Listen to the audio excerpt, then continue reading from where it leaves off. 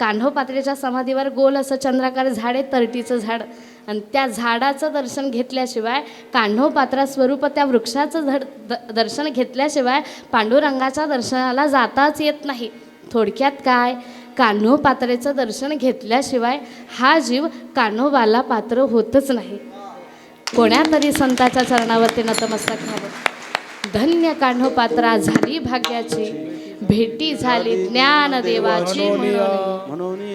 मला या संपूर्ण कथेतून सांगायचंय नक्की काय, कान्होपात्रा कशा करता गेली होती पांडुरंगाकडे?